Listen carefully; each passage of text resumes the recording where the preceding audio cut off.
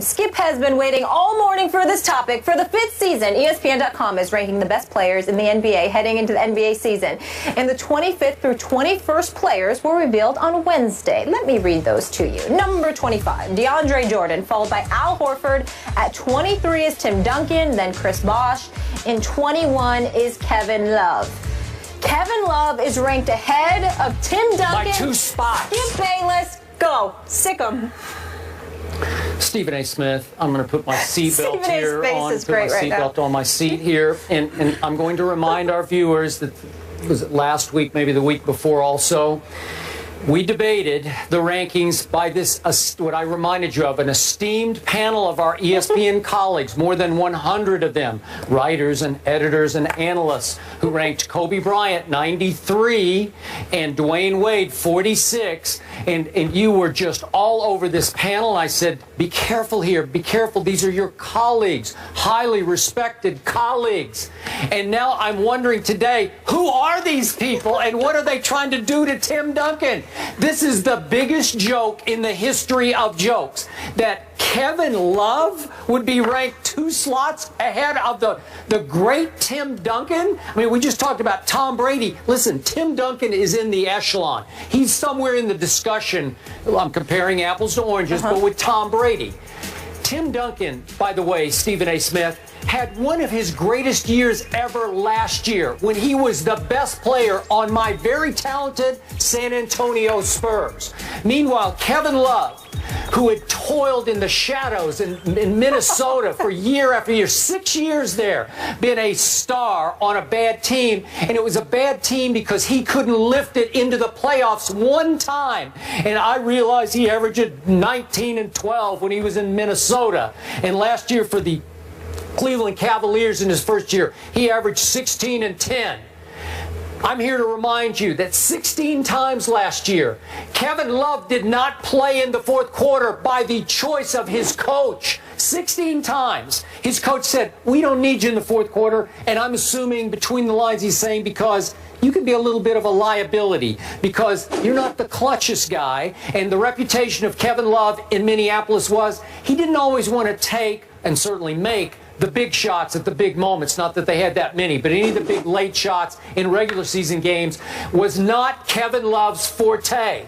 And need I remind you about this thing called playing defense? Kevin Love has never played any defense. They tried to get him to play a little bit last year, while Tim Duncan remained last year at age 38 the best rim protector in all of basketball. We could argue this all day and all night. I watch every game. Nobody guards the rim better than Tim Duncan. No jumping Tim Duncan. No dunking Tim Duncan.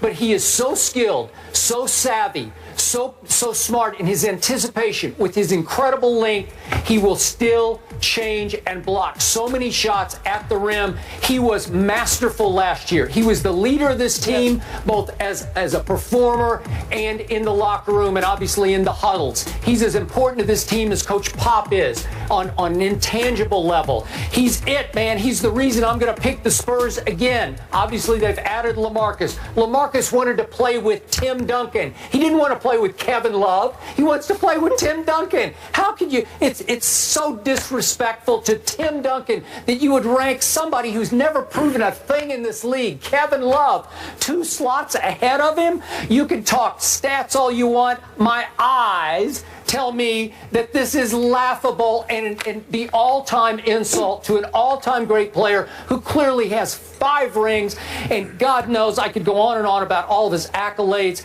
They don't matter anymore because I'm talking right here, right now. Who do I want on my team? Tim Duncan or Kevin Love? Seriously, who are you going to pick in Rucker Park? I'm going to pick Tim Duncan and I'm going to beat your butt if you take Kevin Love. I'm going to scorch your butt. I'm going to run you off the floor with Tim Duncan because you won't be able to score in the lane on Tim Duncan. I have unleashed and I feel better. Thank you very much for letting me do that. I'm glad you got that off your chest. Last time we saw Tim Duncan, first thing was game 2 after they had lost game 1 by 15 to the Clippers in the first round. Second game, that age-old dinosaur known as Tim Duncan had dropped 28 and 11 on the Los Angeles Clippers. They won that game by 4 in Los Angeles. That game 7, back at the Staples Center. Thank you. Where Chris Paul drove into the lane and hit that bank shot to win that first-round series, which is one of the biggest wins in Clippers history. Tim Duncan walked off the court as San Antonio's best player, having scored 27 points, 11 rebounds. What was it, on 11 of 17 shooting from the field? This is what he has done. When he's rested the last 5 games, whereas Kevin Love had to sit out due to injury, Tim Duncan, considerably older, particularly in NBA lore, this guy missed 5 games last year, all due to rest. Voted to his 15th All-Star appearance. He's a 5-time champion, mind you. Considering the things that this man has done in his career, it is an absolute travesty that these folks with this poll, who, by the way, I still don't know who they are, and maybe that is a good thing. The reality is that it makes no sense whatsoever. If you know anything about the game of basketball, Tim Duncan, he's not the same player anymore with his back to the basket, Skip. He's an average post player in some people's eyes, but he's incredible off the pick and roll. Obviously, as a defensive presence, he's elite. A rebounder, particularly in traffic, he's elite. This guy can still do it all. His footwork is impeccable. He knows what he's doing. He's incredibly savvy. Kevin Love is not in Tim Duncan's class. Kevin Love can play. Kevin Love can ball. Kevin Love can certainly shoot 3-pointers. But at this juncture, considering his bevy of injuries, one will call Kevin Love simply a spot-up shooter in this day and age. Correct. And that's just about it, which is one of the biggest reasons why Tristan Thompson was raising holy hell about getting his money, and congratulating him for finally getting that 5-year, $82 million deal. The reality is that you need Kevin Love if you're LeBron James and the Cleveland Cavaliers, and it's not to treat Kevin Love like he can't play, because he can play, Skip. He's a really good player, and he's a very good shooter. He's just not in the same class as Tim Duncan. Not in skill, not in IQ on the basketball court, and clearly not in accomplishments. So I don't know what the hell this .com staff or individuals were thinking. But once again, rather than bloviate and get all demonstrative and bombastic and all of that, I will simply end by saying this. I have absolutely, positively no connection to the folks conducting this poll whatsoever. Even if they are ESPN, it has nothing to do with me. I disavow any connection with them whatsoever, with some of the names that they've put in elevated positions compared to some of the names they've diminished. Tim Duncan at 23, D. Wade at 46, Kobe Bryant at 93. It's downright embarrassing. Thank you for saying that. Now that Stephen Naismith has spoken, I feel validated, vindicated, empowered, and I'm going to piggyback on your point about Game 7 at Staples against the Clippers. It was Chris Paul's, really, his coming out party in the playoffs. It was the best fourth quarter. Obviously came back from his hamstring pull. But Tim Duncan was special down the stretch in that game. And after he got called for what I thought was a bogus foul, remember, where he jumped and caught himself a little bit and barely bumped into Chris Paul after he had shot the ball, after the ball was up in the air. And they called a foul. Chris Paul made his 2 free throws to put the Clippers ahead by 2. Tim Duncan goes right down to the other end, gets fouled, steps right to the line. He's never been the greatest free throw shooter, although he made 74% last year, which is pretty great. And he made 2 huge clutch free throws, 9 seconds left to tie that game, which led to the shot.